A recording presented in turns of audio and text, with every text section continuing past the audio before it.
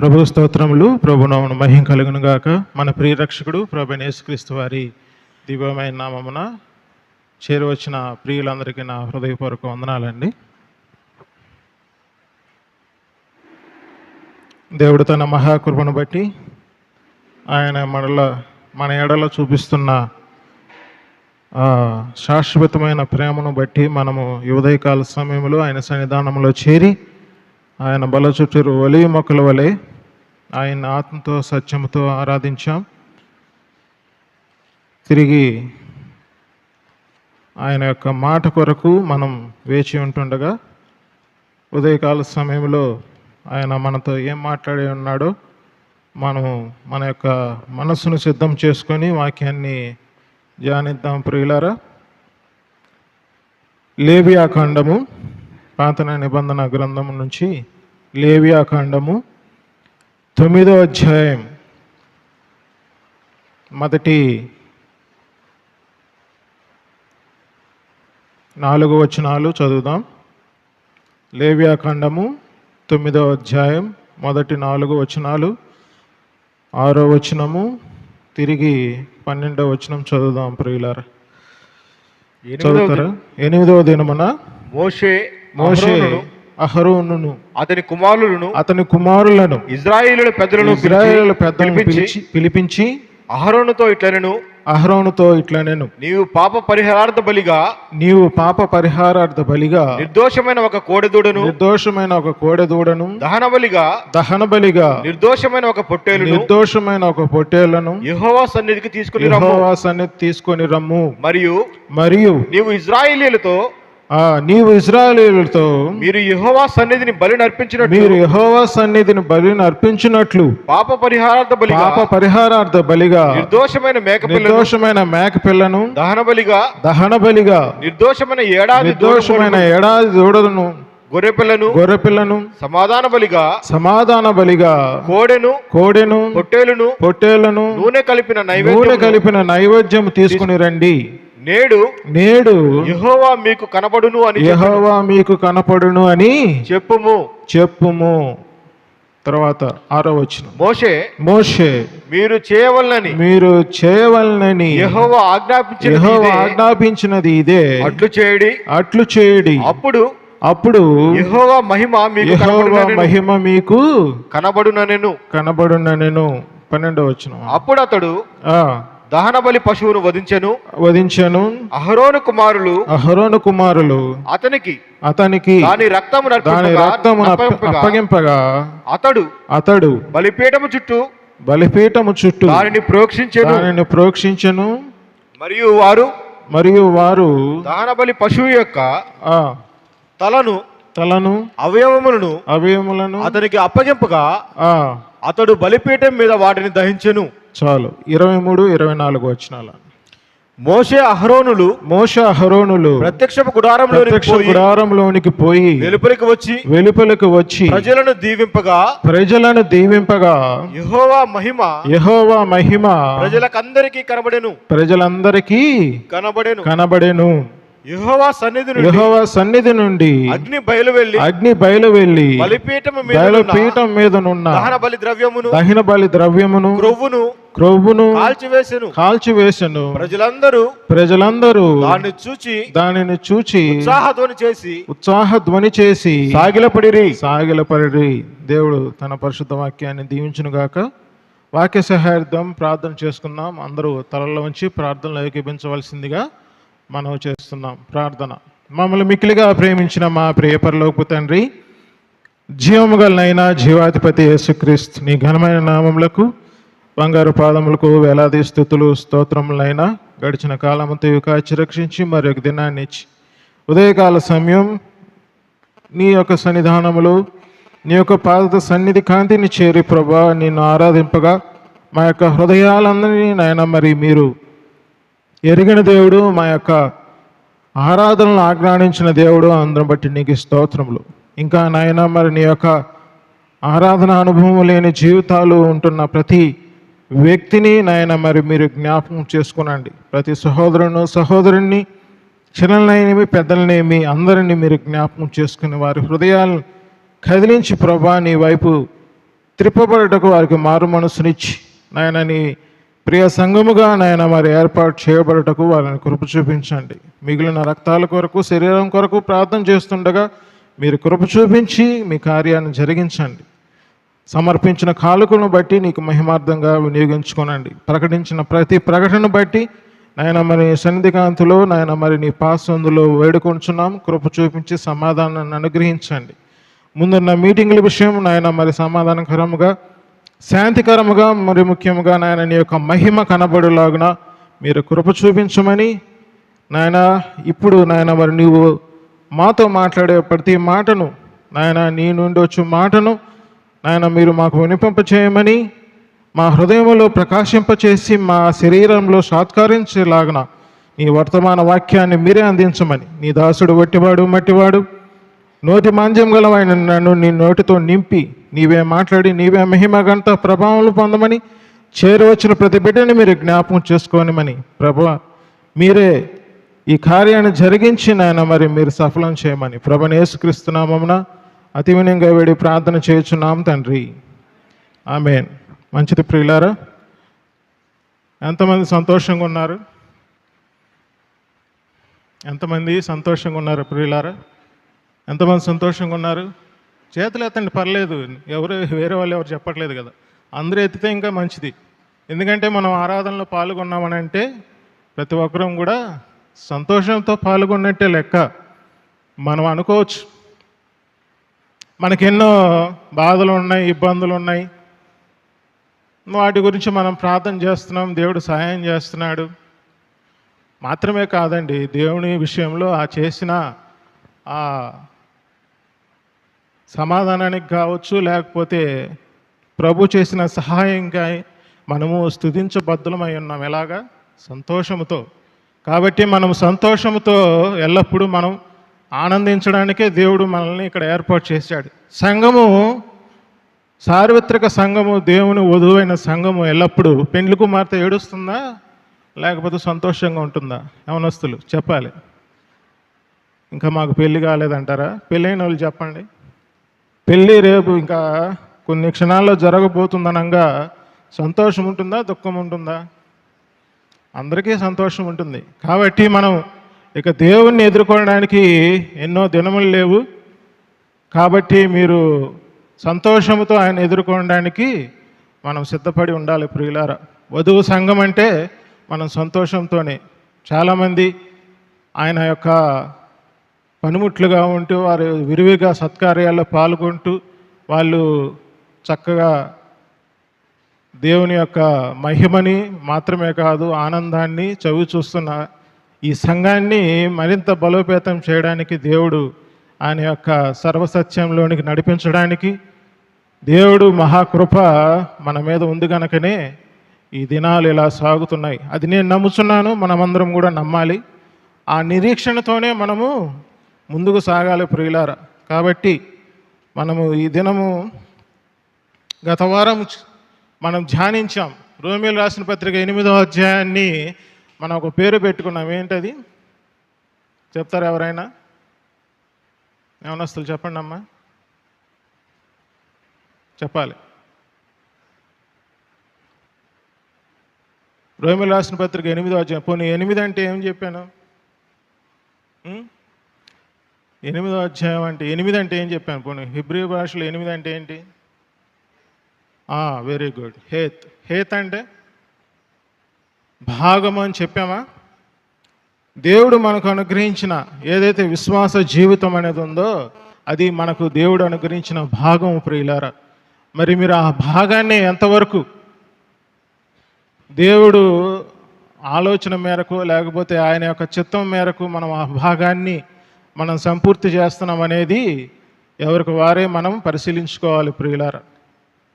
కాబట్టి ఆ భాగాన్ని దేవుడు మనకు అనుగ్రహిస్తున్నాడు అని అంటే మనం జీవిస్తున్నాము గనక ఆ జీవితం యొక్క భాగాన్ని శ్రేష్టమైన జీవితంగా మార్చుకునే విధానము దేవుడు మనకి ప్రేమించి తన యొక్క పరిశుద్ధ లేఖనాలలో నిత్య జీవం కలదని వాటిని పరిశోధిస్తూ వాటిని చదవమని దేవుడు చెప్తున్నాడు. చదివి ఊరికి వదిలేయడం కాదు, కానీ మనం వాటిని నెమరవేయాలి. నెమరవేసి హృదయంలో పదిలపరుచుకుంటే కానీ ఆ వాక్య సత్యాలు మన హృదయానికి, ముఖ్యంగా ఆత్మానుభవంలోనికి మనం రాము ప్రియులారా. నేను త్వరగానే ముగిస్తాను, సమయం చాలా తీసుకుంటున్నానని కొంచెం వార్తలు వినపడుతున్నాయి కాబట్టి మనము వినడానికి కంటే సమయానికి ఎక్కువ ప్రాముఖ్యత ఇస్తున్నాము కనుక మనము సమయంలోనే ముగించుకుందాం ప్రియులారా. నేను అలారం కూడా పెట్టుకున్నాను. అలారం మోగిన వెంటనే వర్తమానాన్ని ఆపేస్తాను. అయితే మనము ఆలోచిస్తున్న యొక్క భాగం, మన విశ్వాస జీవితం ఏదైతే ఉందో ఆ జీవితాన్ని విశ్వాస మూలమొక జీవితంలో ముందుకు సాగాలని అంటే ఆత్మానుసారమైన విధానం మనకు అవసరం. ఆత్మను అనుసరించే విధానం మనం అనుసరించకపోతే మిగిలింది ఏంటండి? మిగిలింది ఏంటమ్మా? మిగిలింది ఏంటి? శరీరాన్ని అనుసరించవలసి వస్తుంది. శరీరాన్ని అనుసరిస్తే మనం భూ సంబంధమైన వాటి మీద మనసు పెట్టవలసి వస్తుంది. భూ సంబంధమైన వాటి మీద మనసు పెడుతున్నామనంటే ఇంకా మనం పరసంబంధమైన వారము అని మనం ఏమైపోతున్నాం? అవివేకులైతిరా అని గలతీయులు రాసిన పత్రికలో చెప్పినట్లు ఆ అవివేకాన్నే, ఆ భ్రమపరచు ప్రేరణని మనం ఏం చేస్తున్నాం? తిరిగి మన హృదయంలో నింపుకొని ఆ రీతిగా జీవిస్తున్నాం ప్రియులారా. మనం చూడవలసింది ఎవరిని? మనం చూడవలసింది మన పక్కవారిని కాదు ప్రియులారా. మన పక్కవారిని చూస్తే వాళ్ళ లోపాలు కనబడతాయి. లేని పక్షంలో వాళ్ళ యొక్క అభివృద్ధిలో ఒకవేళ వాళ్ళ ఆర్థికంగానో లేకపోతే వేరే రకంగా వాళ్ళ సంపన్నులో లేకపోతే ఐశ్వర్యవంతులైతే వారు అవి కనబడతాయి. అప్పుడు మనం ఏం చేస్తాం? వాటి విషయంలో నేను అలా ఎందుకు లేను, అరే నేను ప్రభుని ఇంతగా నేను హత్తుకొని జీవిస్తూ ఉంటే వాళ్ళు ఏం చేయకుండానే దేవుని అవిధేయతకుండానే వాళ్ళకి రోజులు గడిచిపోతున్నాయి, చాలా సుఖంగా గడిచిపోతున్నాయి అని మనకి ఈ భూ సంబంధమైన వాటి మీద ఒకటి వస్తుంది. ఏంటంటే మత్సరం వస్తుంది. హృదయంలో మత్సరం వచ్చిందంటే ఆటోమేటిక్గా విశ్వాసి బలహీనపడిపోతాడు. బలహీనపడిన విశ్వాసి అంత మాత్రమే ఉండిపోడు. పాపజ్ఞప్తి గల మనస్సాక్షికి వెళ్ళిపోయి మనస్సాక్షి విషయంలో శుద్ధీకరణ చేసుకోలేని పరిస్థితుల్లో తిరిగి మరలా అవిధేయతగా దేవుని విషయంలో, పాపం చేసే విషయంలో ముందుకు వెళ్ళిపోతాడు. అంటే విశ్వాసి పాపం చేసే అవకాశం ఎప్పుడు దేవుడు ఇవ్వట్లే, కానీ ఇస్తుంది ఎవరు? నేను నువ్వే ప్రియులారా. మనం విశ్వాసి పాపం పాపం అంటే ఏంటండి? పాపం అంటే ప్రతిసారి ఆ రెండే అనుకోబాకండి. పాపం అంటే చాలా ఉన్నాయి కాబట్టి మనం పరిశీలించి, దుర్నీతి కూడా పెద్ద పాపం అండి. మీరు అనుకుంటున్నారు క్షమాపణ లేని పాపంలో అదొక పాపం. దుర్నీతి అనేది పెద్ద పాపం, అది జాడ్యం. దుర్నీతి నేను ఎందుకు చేస్తాను, నేను చేయనని నువ్వు అనుకుంటున్నావేమో, కానీ దుర్నీతి అనే విషయాన్ని స్పష్టత మనకు వస్తే ఆ విషయాల్లో మనం ఎంతమంది తప్పిపోతున్నాం అనే విషయాన్ని మనం పరిశీలించుకుందాం ప్రియులారు. ఒకరిని వేలెత్తి చూపడం కాదు, కానీ సంఘాన్ని ఎప్పుడు దేవుడు వేలెత్తి చూపడు ప్రియులారు. మీరు అనుకుంటున్నారు కాబట్టి ఎంతోమంది వేలెత్తి చూపడానికి వచ్చిన వాళ్ళు కూడా వాళ్ళు శాపవచనాన్ని పలికే ప్లేసులు ఆశీర్వాదకరంగా మార్చిన దేవుడు. కాబట్టి తన ప్రజలను, తనకిష్టలైన వారిని దేవుడు, తన సంఘాన్ని ఖచ్చితంగా ఏలెత్తి చూపడు. కాబట్టి మనము ఆయన విషయంలో ఎలాగున్నామో మనం పరిశీలించుకోవాలి ప్రియులారా. ఈ లేవియా ఖండాన్ని మనం ఇప్పుడు వాస్తవంగా అధ్యాయం మొత్తం ధ్యానించాలి, కానీ నేను కొన్ని వచనాలు మాత్రమే మీకు మీ ఎదుట ఉంచాను. మనం ఇక్కడ ఈ 4 వచనాలు గమనించినప్పుడు 4వ వచనంలో మోషే, అహరోను వారి కుమారులను పిలిపించి దేవుడు 8వ దినమున ఏం చేయమని చెప్పాడు? అన్ని బలులు నైవేద్యంతో సహా వాటి క్రమము చొప్పున దేవుడు జరిగించమని చెప్పాడు. చెప్పి తర్వాత ఆ 4వ వచనంలో మనం ఏం చూస్తున్నాం చూడండి. సమాధాన బలిగా కోడెను, పొట్టేలను, నూనెను కలిపిన నైవేద్యం తీసుకుని రండి, నేడు యెహోవా మీకు కనబడినను. తర్వాత 6వ వచనం, మోషే మీరు చేయవలనని యెహోవా ఆజ్ఞాపించినది ఇదే, అట్లు చేయుడి. అప్పుడు యెహోవా మహిమ మీకు కనబడునను. కనబడిందా లేదా చూడండి. 23వ వచనం, 23వ వచనం చూడండి. మోషే అహరోనులు ప్రత్యక్షపు గుడారములోనికి పోయి వెలుపలకు వచ్చి ప్రజలను దీవింపగా యెహోవా మహిమ ప్రజలకందరికీ కనబడెను. యెహోవా మహిమ ప్రజలందరికీ కనబడెను. అందరికి కనబడిందా లేకపోతే కొంతమందికి కనబడిందా? అందరికీ కనబడింది. అంటే ఆయన యొక్క మహిమ ప్రత్యక్షత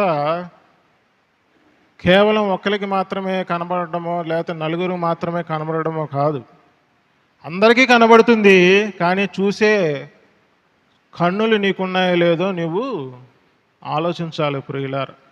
నువ్వు దేవుని చూసడానికి సంఘానికి వస్తున్నావా, లేకపోతే లేఖనాలు పరిశీలిస్తున్నప్పుడు దేవుని వరమైన క్రీస్తును నువ్వు స్పష్టంగా తెలుసుకుంటున్నావా లేదనేది నువ్వు చూసే చూపును బట్టే ఉంటుంది ప్రియులారా. నీ హృదయంలో ఆదరణ కలుగుతుంది, దేవుడు నీకు కనబడుతున్నాడు అని అంటే ఖచ్చితంగా నువ్వు ఆయన మహిమను చూస్తున్నావనే. ఆయన మహిమను చూడకుండా నువ్వు వేరొక మహిమను చూస్తున్నావు అని అంటే అది తగ్గిపోయే మహిమగా అయి ఉండొచ్చేమో. నువ్వు తగ్గిపోయిన మహిమను చూస్తున్నావా, లేకపోతే దేవుడు అంతకంతకు తేజోమాసుడైన ఆ యొక్క మహామహుని మూర్తిమంతమైన వెలుగును నువ్వు చూస్తున్నావా లేదా అనేది నువ్వు పరిశీలించుకోవాలి. తగ్గిపోయిన మహిమ ఉందా లేదా? తగ్గిపోయిన మహిమ ఉందా లేదా? ఖచ్చితంగా ఉంది ప్రియులారా. మరి అందుకనే అవనే మనము ఒక విషయాన్ని కానీ ప్రశ్న కానీ వేసినప్పుడు వెంటనే సమాధానం చెప్పే రీతిలో ఉండాలి. అప్పుడే దేవుడు, మనం సిద్ధపాటు కలిగిన సంఘం. మీరు అనుకుంటున్నారేమో దేవుడు ప్రత్యక్షంగా కనబడే సంఘము మనం ఈ అంత్య దినాల్లో ఉంది ప్రియులారా. మనం అందరూ చనిపోయేవారం కాదు, మనం దేవుణ్ణి ప్రత్యక్షంగా ఆయన రాబోతున్న టైంలో చూసేవారం మనం. ఎందుకంటే బెన్యామీను తరం, నేను అందరితో చెప్తున్న మాట ఇది. ఎందుకంటే మీరు అనుకోవచ్చు ఇదేంటండి నాకు 80 ఏళ్ళు వచ్చినాయి, 70 ఏళ్ళు వచ్చినాయి, రేపో మాపో అంటున్నానని కాదు. కానీ మనమందరం కూడా ప్రభువును చూచువారముగా ఉన్నాం ప్రియులారా. వితిన్ షార్ట్ పీరియడ్లోనే దేవుడు వస్తున్నాడు. మరి నువ్వు ఎవరిని చూస్తున్నావు? ప్రభువైన యేసుక్రీస్తు వారిని చూస్తున్నావా, లేకపోతే మహిమను తగ్గిపోయే మహిమ, లేకపోతే ఛాయని ఇంకా చూస్తున్నావా? నీ హృదయంలోని ఇంకా ఛాయని నింపుకొని ఇంకా నీ యొక్క కాలాన్ని, నీ యొక్క విశ్వాస జీవితాన్ని వెళ్ళిపుచ్చుతున్నావా? లేకపోతే ఈ దినము పోనీ ఈనాటి నుంచైనా దేవుని మహిమ చూడడానికి నీ యొక్క హృదయాన్ని తెరవాలి ప్రియులారా. ఇక్కడ మందిరం యొక్క విశిష్టత, దేవుని యొక్క ఔన్నత్యము, దేవుని యొక్క మహిమ, ఆయన కనపరుచుకునే విధానాన్ని దేవుడు చాలా స్పష్టంగా వారికి, అలనాడు ఇజ్రాయేల్ ప్రజలకు ప్రతి ఒక్కరికి కూడా ఆయన యొక్క మహిమను కనపరుచుకోవడానికి వినికిది లేదు ప్రియులారా. అలా అని చెప్పేసి తన ప్రేమించిన సంఘం, తన స్వరక్తం ఇచ్చిన సంపాదించుకున్న సంఘానికి మహిమ చూపించడం కాదండి, మనల్ని మహిమకరంగా మార్చే దేవుడు ప్రియులారా. రోమీయులకు రాసిన పత్రిక 8వ అధ్యాయాన్ని మీరు చదవమని చెప్తుంది. అదే మహిమ ప్రత్యక్షత కేవలం ప్రత్యక్షతగా కాదు, కానీ మనల్ని మహిమపరచడానికి ఆయన కంటే దూతల కంటే తక్కువ వాడిగా దేవుడు తాను చేసుకున్నాడు ప్రియులారా. హెబ్రీయులకు రాసిన పత్రిక 2వ అధ్యాయం 12వ వచనం ఒకసారి చూడండి. హెబ్రీయులకు రాసిన పత్రిక 2వ అధ్యాయం 12వ వచనం. నేను త్వరగా సంగతులు వివరిస్తాను, సహాయం చేయండి. హెబ్రీయులకు రాసిన పత్రిక 2వ అధ్యాయం 12వ వచనం. పరిశుద్ధపరచబడు వారిని అందరికీ ఒకటే మూలము. ఈ హేతువు చేతను వారిని సహోదరులను పిలుచుటకు ఆయన సిగ్గుపడక నీ నామమును నా సహోదరులకు ప్రచురపరచుతును. 10వ వచనం చదవన్న, క్షమించండి. 10వ వచనం. ఎవని నిమిత్తము సమస్తమున్నవో, ఎవని వలన సమస్తము కలుగుచున్నవో ఆయన అనేకులైన కుమారులను మహిమకు తెచ్చుచుండగా వారి రక్షణకర్తను శ్రమల ద్వారా సంపూర్ణునిగా చేయుట ఆయనకు తగును. ఆయన శ్రమల ద్వారా సంపూర్ణునిగా చేసి ఆయనని మహిమపరచడమే కాదు, మనల్ని ఏం చేస్తున్నాడండి? వింటున్నారు అందరూ? మనల్ని దేనికి తీసుకొస్తున్నాడు? మహిమకు తీసుకొచ్చాడండి. కుమారులుగా చేసి మనల్ని మహిమకు తీసుకువచ్చాడు ప్రియులారా. కాబట్టే ఆయన మహిమ ప్రభావములు గలవాడిగా ఆయన్ని దేవుడు కిరీటాన్ని ధరింపచేశాడు.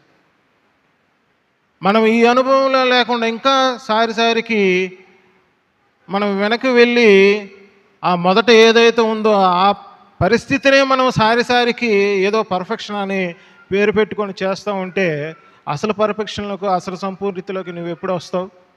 వధువు సంఘముగా సిద్ధపడిన గుంపులో మనం ఎప్పుడు ఉంటాం ప్రియులారా? కేవలం నీతి వస్త్రాన్ని ఇవ్వడానికే దేవుడు మనల్ని ఉంచలేదు. ఆయన వధువు సంఘముగా తన ప్రక్కన నిలబెట్టుకొని ఆయన మహింపరచడానికి సంఘాన్ని, అన్యజాతి స్త్రీని దేవుడు నిర్మించుకున్నాడు ప్రియులారా. అది అనాదికాల సంకల్పం, అది దేవుని కృపా మహదైశ్వర్యం అయి ఉంటుంది. దేవుడు అలనాడు ఇజ్రాయేల్ ప్రజలకి మొదట యూదుల్లో నుంచే రక్షణ ఆరంభమైనప్పటికీ దేవుడు మనకు అనుగ్రహించిన రక్షణ ఏదైతే ఈ నేడే అనబడే కాలంలో నడుస్తుందో ఆ సమయానికి సంబంధించిన ఈ యొక్క 2 దినముల కాలం అనొచ్చు, 2 దినాల కాలం అనొచ్చు, లేకపోతే ఏ పంట అంటాం, యవల పంట అనొచ్చు. మనం ఈ కడవరి దినాల్లో సంఘము ఉన్నంత వరకు కూడా ఖచ్చితంగా ఇవన్నీ వెలుగు దినాలే ప్రియులారా. మీరు 3వ ప్రపంచ యుద్ధం అని అన్న గుర్తు చేశాడు, కానీ అది ఎవరికి? లోకానికి. కానీ తన సంఘానికి వెలుగు ప్రకాశం ప్రియులారా. దేవుడు తన హృదయంలో వెలుగు ప్రకాశం ఉంచినంత వరకు సంఘం వెలుగుగానే ఉంటుంది, చీకటిమయం అవ్వదు. చేసుకుంటుంది. కారణం ఎవరంటే తనకు తానే చేసుకుంటున్నాడు. కానీ సంఘం అయితే దేవుడు నియమించిన ప్రకారం తాను వెలుగుగానే వెళ్ళిపోతుంది ప్రియులారా. అది సత్యమైన వెలుగు, అది సువార్త సత్యమని దేవుడు మనకు ఈనాడు కడవరి దినాల్లో ప్రకటిస్తుండగా నువ్వు ఇంకా ఛాయను వెంట పెట్టుకునే నువ్వు వేలాడుతూ ఉంటే నిజ స్వరూపానికి రాలేవు ప్రియులారా. దేవుడు ఆ మహిమని నింపింది తన యొక్క మహిమ ప్రత్యక్షతను అందరికీ తెలియజేయడానికి. మరి ఈ రీతిగానే ఇంకొకళ్ళు చూశారు. ఎవరు? యెషయా కూడా చూశాడు. సమయం లేదు, నేను వచనం చెప్తాను, మీరు చదివించను కానీ మీరు అది తర్వాత వెళ్ళి ధ్యానించండి ప్రియులు. యెషయా గ్రంథం 1వ అధ్యాయం 1వ వచనంలో యెషయాకి కనపడిన దర్శనం, ఆయన ఏ రీతిగా కనపడ్డాడు? ఏ రీతి కనపడ్డాడమ్మా? అత్యంత, అదొకటి చదవన్నా. యెషయా గ్రంథం 1వ అధ్యాయం 1వ వచనం.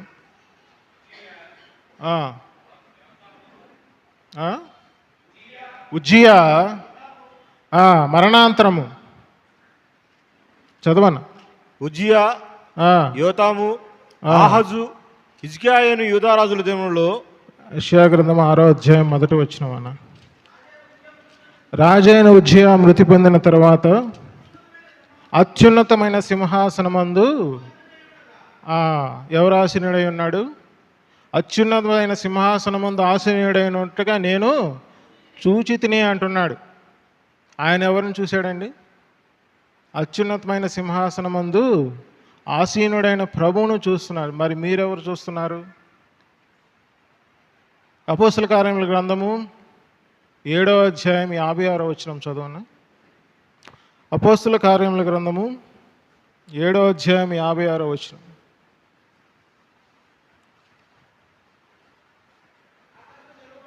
ఆకాశము తెరవబడుటయు మనుష్య కుమారుడు దేవుడి కృపాసమునందు నిలిచియుండుటయు నేను చూస్తున్నాను అంటున్నాడు. స్టెఫను మనిషి కుమారుడిగా దేవుని చూస్తున్నాడు. మరి మనం చూస్తున్నాం అసలు మనం చూస్తున్నామంటే నాకెక్కడ కనపడలేదండి, ఇన్ని సంవత్సరాల నుంచి నాకు ఎక్కడ కనపడలేదంటారా? మరి అందుకనే చూసే అనుభవంలోనికి రావాలి మనం. మనిషి కుమారుడు తండ్రి కుడిపాసమును కూర్చొని ఆసీనుడై ఉండుట చూస్తున్నాడు స్టెఫను. మరి మనం కూడా ఆయన్నే చూడాలి. ఎందుకంటే ఆయన ఇజ్రాయేలు ప్రజలకు మళ్ళా మహిమగా వచ్చినంత వరకు మనకు వెలుగుగా దేవుడు అక్కడ ఆసీనుడై ఉన్నాడు ప్రియులారా. ఇది మర్మం. మనం తెలుసుకోవాల్సిన విషయాలు చాలా ఉన్నాయి, కానీ మనం ఇంకా తెలుసుకున్న వాటి మీదే సంపూర్ణత లేక వాటిని విడిచిపెట్టక మనం ఏం చేస్తున్నాం? మన హృదయ కాఠిన్యత చేత దుర్నీతి సాధనాలుగా అయిపోతున్నాం ప్రియులారా. కొలసీలు రాసిన పత్రిక 2వ అధ్యాయం 16, 17, 18, 19 వచనాలు చూడండి నాన్న. కాబట్టి అన్నపానముల విషయంలోనైనను అన్నపానముల విషయంలోనైనను పండుగ అమావాస్య విశ్రాంతి దినము అను వాటి విషయంలోనైనను మీకు తీర్పు తీర్చ ఎవనికిని అవకాశం ఇయ్యకుడి. ఇవి రాబో వాటి ఛాయ గాని నిజ స్వరూపము క్రీస్తులో ఉన్నది. అతి వినాయాసక్తుడై దేవదూతారాధన ఇచ్చగలిగి దేవదూతారాధన ఇచ్చగలిగి తాను చూచిన వాటిని గూర్చి కింద చూడండి ఒకసారి ఫుట్ నోట్స్ లో ఏముంది, చూచిన వాటిని గూర్చి అని అంటే ఏమనుంది, చూడని వాటిని గురించి. ఇదే మెయిన్ ప్రియులారా మనకు కావాల్సింది. మనము అతి వినయాసక్తులమై దేవదూత ఆరాధన ఇచ్చగలిగి, చాలామంది ఈ లోకంలో ఎలా ఉంటున్నారంటే, నువ్వు ఎలా కనబడుతున్నావు అంటే హిందువులు అనుకుంటూ ఉంటారు కదా, పలానా దేవతను పోల్చుకొని నేను ఇలా కనబడుతున్నానని. చాలామంది పేర్లు కూడా ఉన్నారా లేదా, పెట్టుకొని ఉంటారు ప్రియులారా. అంటే వాళ్ళు ఏ అనుభవంలోకి వెళ్తున్నారు, మనుషులుగా చూసే అనుభవంలో కాదు, దానికంటే మిక్కడముగా పడిపోయిన దూతలతో పోల్చుకొని మనం ఏం చేస్తున్నాం, దేవదూత ఆరాధన ఇచ్చగలిగి చూడని వాటిని చూచిన వాటిగా మనం ఏం చేస్తున్నాం, ఊరక ఉప్పొంగుతున్నాం. దీన్ని ఏమంటున్నాడు దేవుడు, సత్యాన్ని అసత్యంగా మార్చి అసత్యాన్నే సత్యంగా చెబుతూ మనం ఏం చేస్తున్నాం, ఊరక ఉప్పొంగుతున్నాం. ఆ పరిస్థితిని రోమీయులకు రాసిన పత్రిక 1వ అధ్యాయం 18వ వచనంలో ఏమన్నాడు చూడండి ఒకసారి. నేను ముగిస్తాను చూడండి, 10 నిమిషాలు ముగిస్తాను ప్రియులారా. రోమీయులకు రాసిన పత్రిక 1వ అధ్యాయం 18వ వచనం. దుర్నీతి చేత సత్యమును అడ్డగించు మనుషుల యొక్క సమస్త భక్తిహీనత మీదను చాలు. చదవండి మొత్తం వచనం అంతా చదువు. దుర్నీతి చేత సత్యమును అడ్డగించు మనుషుల యొక్క సమస్త భక్తిహీనతను దుర్నీతి మీదను దేవుని కోపము పరలోకము నుండి బయలుపరచబడుచున్నది. చాలు ప్రియులారా, పరలోకము నుంచి బయలుపరచబడుతుందని. వాస్తవంగా దేవుని సంఘానికి ఆపాదించిన విషయాలు కావు ఇవి. కానీ కృప కోసమై వెతుకులాడే సంఘము, లేకపోతే కృపలో నిలిచి ఉండే సంఘము ఈ దుర్నీతి విషయమో కావచ్చు, లేకపోతే ఛాయ్ అనే చెప్పుకునే విషయాలపై ఊరుపుక ఉప్పొంగుతూ అవే సత్యమని, అవి తగ్గిపోతున్న మహిమని తెలియక వాటినే సారికి చెబుతూ వాటి విషయంలో చూడలేదు వాస్తవంగా, వాటిని చూశామని ధైర్యంగా చెప్పుకుంటూ దుర్నీతికి సాధనాలుగా మారుతున్న పరిస్థితులు ఉన్నాయి ప్రియులారా. ఈ లోకము అలానే ఉంటుంది. కానీ లోకంలో ఉన్న సంఘము సత్యానికి వెలుగుగా నిలబడిన సంఘము, లేకపోతే సువార్త సత్యానికి స్తంభముగా నిలిచిన సంఘము ఎలాగ ఉండాలి, తన వాస్తవమైన జీవాన్ని తిమోతి రాసిన 1వ పత్రిక 6వ అధ్యాయం 18వ వచనంలో చెప్పినట్లు వాస్తవమైన జీవాన్ని జీవించకపోతే ఏం ప్రయోజనం, సత్యమైన వెలుగుగా నువ్వు ప్రకాశింపకపోతే ఏ ప్రయోజనం ప్రియులారా. ఇంకా నువ్వు హెబ్రీ రాసిన పత్రిక 9వ అధ్యాయం 9, 10, 11వ వచనాలు, ఇంకా అవి శరీరాచారాలు, శరీర క్రియలై ఉన్నాయి. అవి ఏమై ఉన్నాయి, ఛాయగా ఉన్నాయి. ధర్మశాస్త్రానికి సంబంధించిన విషయాలని మరీ మనం సారికి అవి మనం పెనవేసుకొని వాటిని ఊరొక్క ఉప్పొంగుతూ ఉంటే అవి దుర్నీతిగానే మార్చబడతాయి ప్రియులారా. ఆ విషయాన్ని మనం జ్ఞాపకం చేసుకోవాలి. వాటి విషయంలో నుంచి మనం దూరంగా వెళ్ళిపోయాలి. మనం ఎవరిని చూసే విధంగా ఉండాలి, మనం చూసే విధానం దేవుని ఏ రీతిగా చూస్తున్నాం, మనం ఇంకా ఛాయగానే చూస్తున్నామా, నిజ స్వరూపమైన క్రీస్తు. ఇదే 2వ అధ్యాయం 9వ వచనంలో ఉంటుంది. ఒకసారి చదవండి. కొలస్సీయులకు రాసిన పత్రిక 2వ అధ్యాయం 9వ వచనం.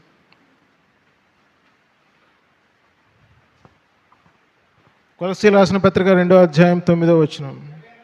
ఏలయనగా దైవత్వం యొక్క సర్వ పరిపూర్ణత శరీరముగా క్రీస్తునందు నివసించుచున్నది.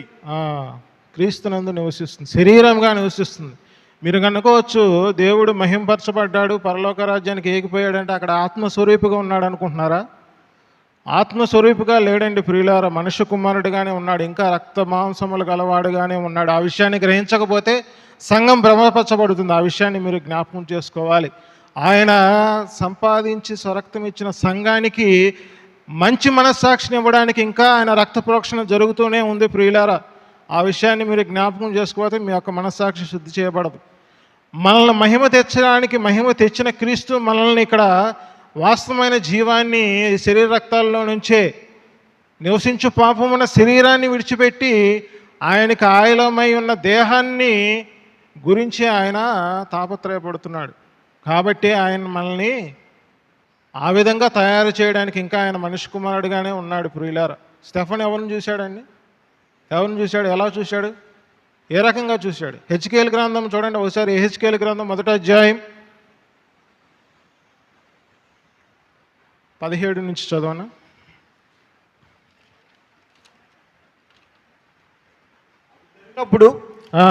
అవి జరుగునప్పుడు 4 ప్రక్కలకు జరుగుచుండెను, వెనుకకు తిరగకే జరుగుచుండెను.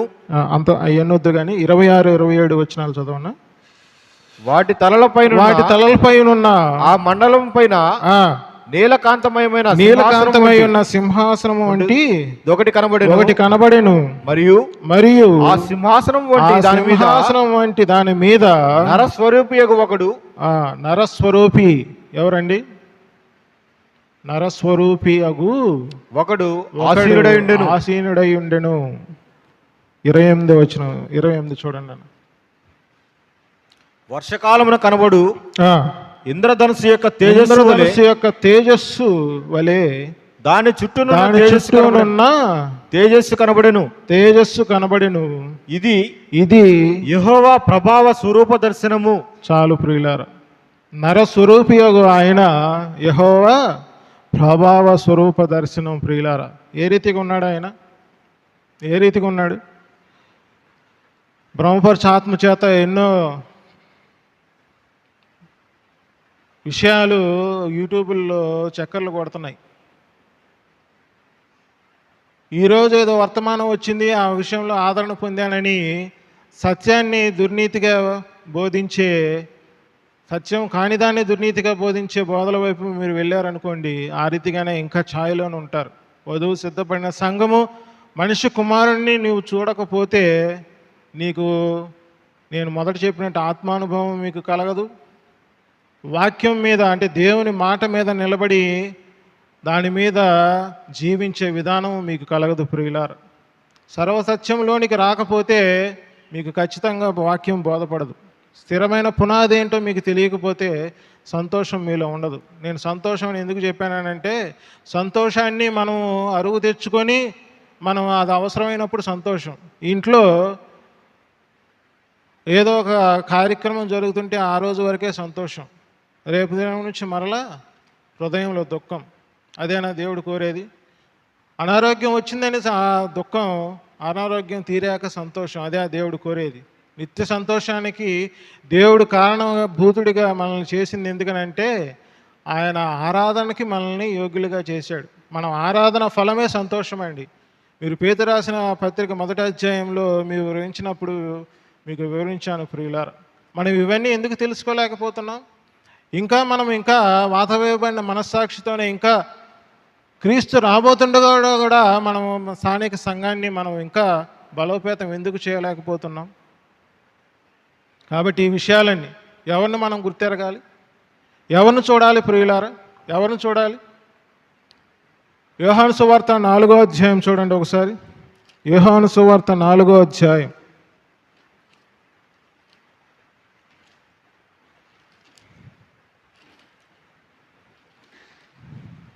29వ వచనం, 40, 41 వచనాలు చూడండి. మీరు వచ్చి నేను చేసినవన్నీ నాతో చెప్పిన మనుషుని చూడుడి ఈయన క్రీస్తు కాడా అని 42, 43 వచనాలు. 42, 43 వచనాలు.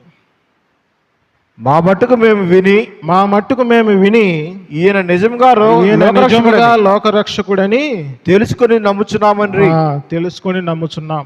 మొదట ఆమె వచ్చింది, తానేమైందో నేను చేసినవన్నీ నాకు తెలిపిన ఈ మనుషుల్ని చూడమని చెప్పింది. ఆమె సాక్ష్యం ఇచ్చింది.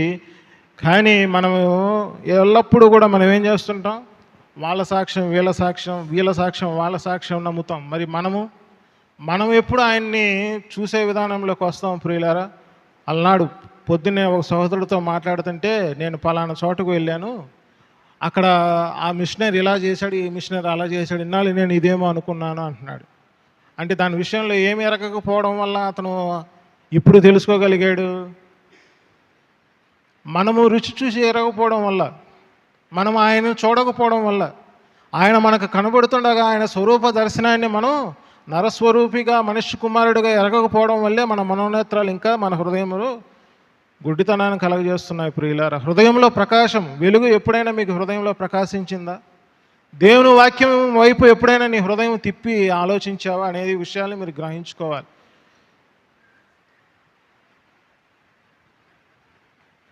ఈ సంవత్సరాంతం మొదట్లో కూడా మీకు ఈ వాక్యం, దేవుడు ఇచ్చిన వాక్యమే సత్యమైన వెలుగు ప్రియులారా.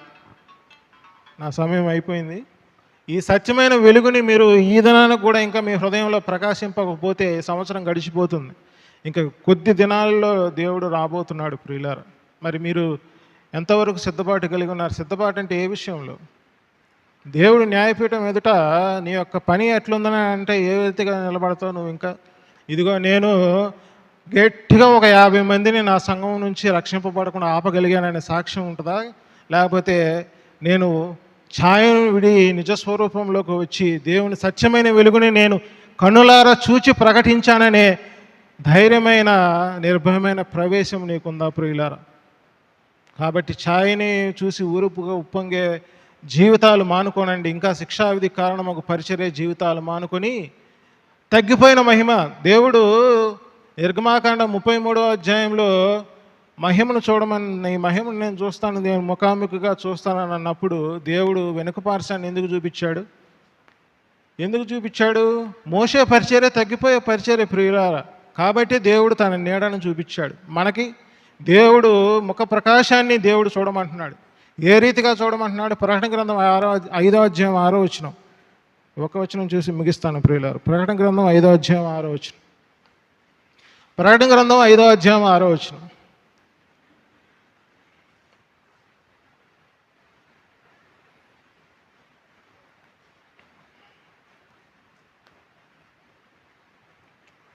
ప్రకటన గ్రంథం 5వ అధ్యాయం 6వ వచనం. మరియు సింహాసనమునకును 4 జీవులకును పెద్దలకును మధ్యను వధింపబడినట్లుండిన గొర్రె పిల్లను నేను చూశాను. ఎవరిని చూడాలండి? ఈ దినం ఎవరిని చూడవచ్చారు మీరు? క్రీస్తుని ఏ రీతిగా చూడవచ్చారు? మనిషి కుమారునిగా చూడవచ్చారా? వధింపబడిన గొర్రెపిల్లగా చూడవచ్చారా? లేకపోతే ఇంకా ఛాయగా ఉన్న పరిస్థితులు చూడగొరవచ్చారా? ఏ రీతిగా వస్తున్నారు మీరు ఈ లోకాన్ని? సంఘానికి ఎన్ని దినాల నుంచి మనం వస్తున్నాం ప్రియులారా? క్రీస్తు ఎవరో గుర్తెరిగామా? మర్మమైన క్రీస్తును స్పష్టంగా మనం హృదయాలు ఆదరింపబడేలాగా ఆయన వెతుకుతున్నామా? చాలామంది చాలా రకాలుగా వెతుకుతూ ఉంటారు, కానీ మనము వెతకవలసిన విధానము దేవుడు మన ముందే ఉంచాడు ప్రియులారా. దేవుని మహిమ, ఆయన ఔన్నత్యాన్ని సంపూర్ణంగా చూపగలిగే విధానము క్రీస్తు ద్వారానే ఉంది ప్రియులారా. మీరు అనుకుంటారేమో దైవత్వం యొక్క 3 వ్యక్తులలో మనిషి కుమారుడిగా అయింది క్రీస్తువే. ఆయన మనిషి కుమారుడిగా ఈ లోకానికి వచ్చాడంటే నిన్ను నన్ను మహిమకు తేవడానికి, నన్ను కుమారులుగా చేసి ఆయన యొక్క స్వరూప దర్శనాన్ని జీవింపజేసి, అంటే నువ్వు జీవితం మొదలుపెట్టిన నాటి నుండే ప్రియులారా ఆ అనుభవంలోనికి మనం రాలేకపోతే ఇంకా ఖచ్చితంగా మనం సంతోషాన్ని అనుభవించలేం. దేవుడు మన అనుగ్రహించే సంతోషాన్ని మనం అనుభవించలేం. మనం అనుకున్న సంతోషం వేరు, దేవుడు మనకు అనుగ్రహించే సంతోషం వేరు. ఆ సంతోషానికి మనం పాత్రలం అవ్వాలంటే మనం చేయవలసింది ఏంటి? మనం ఆరాధించినప్పుడు ఆరాధన ఫలితము సంతోషం అవుతే మనం సంతోషించాలంటే మనం ఏం చేయాలండి? ఏమన్నా అసలు చెప్పండి. ఏం చేయాలి? ఏం చూస్తున్నారు మీరు? ఎక్కడో చెప్తుంటే ఎక్కడో వింటున్నారా? జాగ్రత్తగా వినాలి, వినిన వెంటనే చెప్పగలగాలి. నేను సారాంశం నేను వివరంగా చెప్పలేదా ప్రియులారా? మీరు హృదయంలో నింపుకుంటే నోటితో ఆటోమేటిక్గా వస్తుంది. నోటితో ఒప్పుకుంటేనే జీవితం. దేవుడు మనకు అనుగ్రహించిన ధర్మం ఏదైతే విశ్వాస ధర్మం, అది పైనుంచి వచ్చేది, హృదయంలో విశ్వసిస్తే నోటితో ఒప్పుకునేది ప్రియులారా. కాబట్టి ఆ ధర్మాన్ని అనుసరించే విశ్వాస ధర్మమే మనకి ఎప్పటికీ నిలిచి ఉండేది.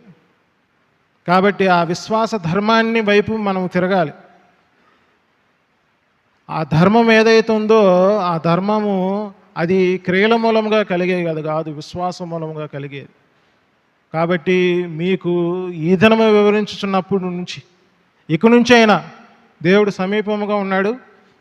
కాబట్టి ఖచ్చితంగా మీరు తెలుసుకోవాల్సి, పర్ఫెక్ట్ అవ్వాల్సిన కాలం వచ్చేసింది ప్రియులారా. మాకు 2 దినాల క్రితం ఇన్స్పెక్షన్ జరిగింది. ఆయన ఒక మంచి మాట చెప్పాడు ఆఫీసర్ గారు. మనం సిద్ధపడవలసింది ఇన్స్పెక్షన్ కోసం అంటే ఆ 3 దినాల ముందు 4 దినాల ముందు ఇన్స్పెక్షన్ చేయడం కోసం మనం ఇన్స్పెక్ట్ చేయబడ్డం కాదు. ఎల్లప్పుడూ మనం పర్ఫెక్ట్గా ఉంటే దేవుడు ఇన్స్పెక్ట్ చేసి ఆయన సన్నిధానానికి ఆయన తీసుకెళ్లేటప్పుడు మనం సంసిద్ధులుగా ఉండాలి. ఇంకా మనం పరిపూర్ణతలోకి మన యొక్క మనవులు కానీ, మన యొక్క యాచనలు కానీ, మన యొక్క గురి కానీ ఇంకా నేను పరిపూర్ణ అవడానికే చూస్తే ఇంకెప్పుడు పరిపూర్ణతలకు సాధిస్తావు? దేవుడు పరిపూర్ణునిగా చేసి మనల్ని జీవింపజేయమంటున్నాడండి. ఆ విషయాన్ని మనం గమనించుకోవాలి. అది ఛాయలో లేదు. ఛాయలో ఎల్లప్పుడూ కూడా నీకు దేవుడు సిలువ వేయబడినట్టు క్రీస్తుగా ప్రకటింపబడాడు ప్రియులారా. సిలువ వేయబడిన క్రీస్తుగా మనము చూస్తేనే ఆయన యొక్క ప్రయాణ పద్ధతి ఏంటో మనకు తెలుస్తుంది. అలనాడు ఇజ్రాయెల్ ప్రజల సంఖ్యాకాండం 24వ అధ్యాయంలో బిలాము బాలాకు ఒక బోధ నేర్పించిన క్రమంలో బిలాముని ఏం చేయమంటాడంటే ఇజ్రాయెల్ ప్రజలను శాపించు అని అంటాడు. శపించు అన్నప్పుడు ఇజ్రాయెల్ ప్రజలను శపించడానికి ఒక పర్వతానికి ఇజ్రాయెల్ ప్రజలను చూసినప్పుడు వాళ్ళు పాలెములుగా విభాగింపబడి మందసాన్ని వారి మధ్యలో ఉంచుకొని ప్రయాణం చేసే పద్ధతి ఆయనకి సిలువ వేయబడిన క్రీస్తుగా కనబడుతుంది ప్రియులారా. అంటే మనకి ఛాయ ఆనాడు ఏ రీతిగా ఆయన హృదయంలో అనుకున్నాడో మనకైతే తెలియదు, కానీ ఇప్పుడు నిజ స్వరూపాన్ని మనం గమనించినప్పుడు అది సిలువుగా మనకి దేవుడు బయలుపరిచాడు. కాబట్టి నువ్వు సిలువ వేయబడిన క్రీస్తుని చూస్తున్నావా? మహిమపరచబడిన క్రీస్తును చూస్తున్నావా? లేకపోతే దేవుని మర్మమైన క్రీస్తుని హృదయాలు ఆదరింపబడటానికి చూస్తున్నావా? నర స్వరూపి అయిన క్రీస్తును చూస్తున్నావా? ఆయన శరీరధారిగా సశరీరుడుగా మరలా రోమీయుల అపోస్తల కార్యం గ్రంథం 1వ అధ్యాయం 4 నుంచి 8 వచనాలు ఏ రీతిగా అయితే 11 వచనాలు ఉన్నాయో ఆయన ఏ రీతిగా వెళ్ళాడో ఆ రీతిగా రాబోతున్న విషయాన్ని నువ్వు గమనించుకున్నావు.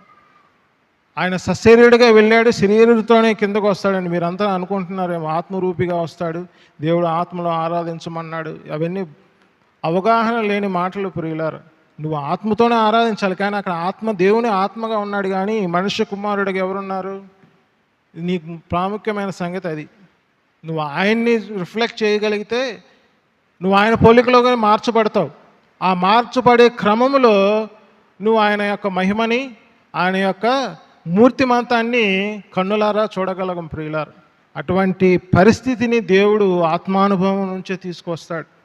కాబట్టి ఇది ధైర్యంగా నేను ఎందుకు చెప్పగలుగుతున్నానంటే దేవుణ్ణి ఆయన యొక్క మాట వింటున్నప్పుడు ఆయన కనబరుచుకున్న విధానాన్ని రోజు రోజుకు దేవుడు పెంచుతున్నప్పుడు హృదయంలో కలిగే ఆనందం, మనకి ఎంతకంటే ఆనందం ఏమొస్తే వస్తుందండి?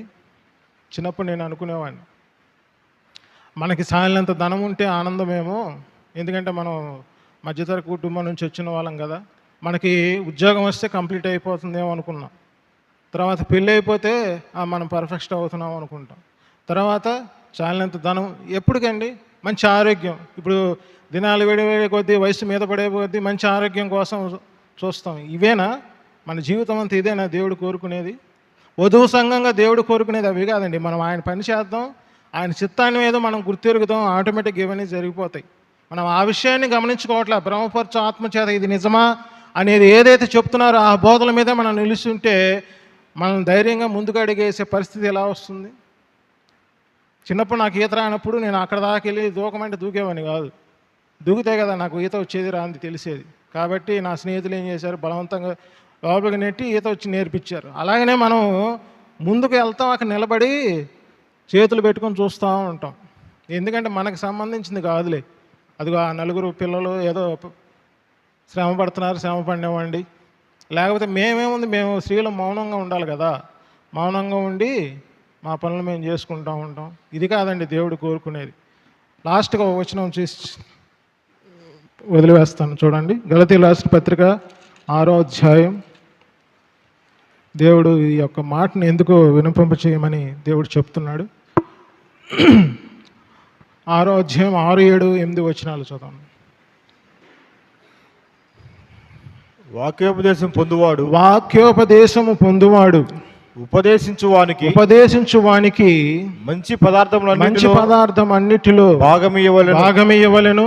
మోసపోకుడి దేవుడు వెక్కిరింపబడడు. మనుషుడు ఏమి విత్తునో ఆ పంటనే కోయును. ఎలాగనగా తన శరీరేచ్ఛలను బట్టి విత్తువాడు తన శరీరము నుండి క్షేమకు పంట కోయును. ఆత్మను బట్టి విత్తువాడు ఆత్మ నుండి నిత్య జీవమును పంట కోయును. ఇక్కడ మంచి పదార్థం అన్నిటిలో భాగం ఇవ్వాలను అని అంటే కింద ఫుట్ నోట్స్లో ఏముంది ఒకసారి చదవండి, అందరూ చదవండి. వాక్యోపదేశం పొందువాడు సమస్త సద్విషయములలో బోధించువానితో పాలివాడి ఉండవలను. ఈ వాక్యాన్ని నేను ఒకచోట బోధిస్తే వెంటనే ఒక పెద్ద ఆయన లేచి వాక్యోపదేశం ఇచ్చేవాడికి కాదు ఇవ్వాల్సింది, సేవకుడికి ఇవ్వాలి అని చెప్పుకుంటున్నాడు. అంటే ఆయనకి అది అర్థమైంది. ఏదైతే మనుష్యుడు ఏమి విత్తునో, ఏది పంట కోయనో, ఎలాగ తన శరీరేచ్ఛలను బట్టి విత్తువాడు తన శరీరం క్షేమకు పంట కోయునంటే, నువ్వు ఎలా ఉంటే నీ జీవితం ఎలా ఉంటే నీకు అలా కలుగుతుంది. ఏ కోత ఇస్తావో ఆ పంట వస్తుంది అని మనం పాత రోజుల్లో విన్నాం బోధలు. కానీ అసలైన మర్మం అనేది మనం గ్రహించం ప్రియులారా. అక్కడ వాక్యోపదేశము చేసేవాడు కావచ్చు, లేకపోతే గృహ నిర్వాహకత్వం చేసే సేవకుడు కావచ్చు, పెద్దలు కావచ్చు, వారితో పాలివారమై ఉండాలని దాని అర్థం. అక్కడ అంటే కలిసి ఏం చేయాలని, కలిసి పని చేయాలి. అంతేగాని దుర్నీతి చేత మనం సత్యాన్ని అడ్డగించు విషయాలు మనం ఇంకా ఊరకు ఉప్పొంగుతున్నాం అనుకోండి, ఎవరికి ప్రయోజనం లేదు. సంఘానికి ప్రయోజనం లేదు. నీ వలన సంఘానికి కూడా ఆశీర్వాదం ఉండవు. మనం ఆశీర్వాదంగా ఉండడానికి పిలువబడిన వారం ప్రియులారా. కాబట్టి మనం ఉండవలసిన విధానం ఎలాగ ఉండాలి? మనం నిత్య జీవనం పంట కోయాలంటే శరీరం బట్టి మనం విత్తాలా, ఆత్మను బట్టి విత్తాలా? ఎందుకంటే జకర్యా గ్రంథం 4వ అధ్యాయం 6, 7 వచనాల్లో దేవుడు తన యొక్క శక్తిని బట్టి, బలాన్ని బట్టి కాదు, తన యొక్క ఆత్మను బట్టి కడవర దినాల్లో సంఘాన్ని నింపుతానంటున్నాడు ప్రియులారా. కాబట్టి ఆత్మానుభవము చేతనే మనం కార్యాలు జరిగించగలం. ఆత్మానుభవంలో నుంచే మనం ఆయన స్వరూప దర్శనాన్ని మనం చూడగలం. ఆత్మానుసారమైన జీవితం ద్వారానే మనం నిద్రపోగలం. చెప్తుంటే ఆవులింతలు వచ్చి నిద్రపోతున్నారని అంటే దురాత్మ ఉంది, చూసుకోండి. కాబట్టి ప్రియులారా, మనం తెలుసుకోవాల్సిన విధానం ఏంటి, ఆయన స్వరూప దర్శనం ఏ రీతిగా ఉందో మనం గుర్తెలగాలి ప్రియులారా. కాబట్టి మనము ఆ రకంగా కాకుండా దేవునికి మనం ఉపయోగపడే బిడ్డలముగా, క్రీస్తు వెలుగు ప్రకాశం మన హృదయంలో ప్రకాశించి మనము కూడా ఎఫెసీయులకు రాసిన పత్రికలో మనం చెప్పినట్టు అద్దం వలె ఆయన పోలికగా మార్చబడాలి. దేవుడు తన వాక్యాన్ని దీవించును గాక. చిన్న ప్రార్థన చేస్తాను, అందరూ తలలో వంచండి. మమ్మల్ని మిక్కిలిగా ప్రేమించిన మా ప్రియ పరలోకపు తండ్రి, జీవం గలైన జీవాధిపతి యేసుక్రీస్తు నీ ఘనమైన నామములకు ఆపరించి పాదములకు వేలాది స్తుతులు స్తోత్రములు తండ్రి. ప్రభా, మేము ఈ రీతిగా నీ సన్నిధి కాంతిలో నీ యొక్క వర్తమానాన్ని ధ్యానించడానికి మీరు మాకు అనుగ్రహించిన గొప్ప తరుణాన్ని బట్టి వేలా స్తోత్రం. అను ప్రభా, మేము సిలువబడిన క్రీస్తును మేము స్పష్టంగా తెలుసుకోవాలి, మా హృదయాలు ఆదరింపబడాలి.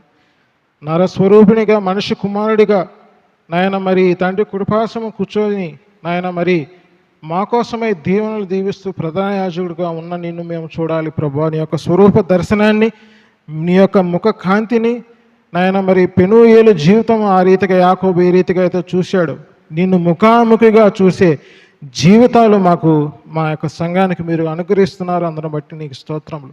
లోకానికి నాయన చీకటి, మాకు వెలుగు ప్రకాశాన్ని మీరు నింపిన దేవుడువు. అందరం బట్టి నీకు స్తోత్రములు. అందరము కూడా ఆనందముతో సంతోషముతో నీ యొక్క కార్యాలు, గొప్ప కార్యాలు వివరించడానికి ప్రతి ఒక్కరు కూడా నీ యొక్క చేతిలో పనిముట్టులుగా, నీ యొక్క అంబుల పదములు నాయన బాలములుగా మా యొక్క బెన్యామీరు తరాన్ని మీరు ఆశీర్వదిస్తున్నందుకు స్తోత్రాలు చెల్లిస్తూ, విత్తబడిన వాక్యాన్ని హృదయంలో ఫలింపచేయమని, చేరువచ్చిన ప్రతి బిడ్డని మీరు జ్ఞాపకం చేసుకోమని, వారి హృదయాలు, వారి జీవితాలు, వాళ్ళ కుటుంబాలను మీరు జ్ఞాపకం చేసుకోమని ప్రభువైన యేసుక్రీస్తు నామమున అతి వినయంగా వేడి ప్రార్థన చేయుచున్నాను తండ్రి. ఆమేన్. ఆమేన్.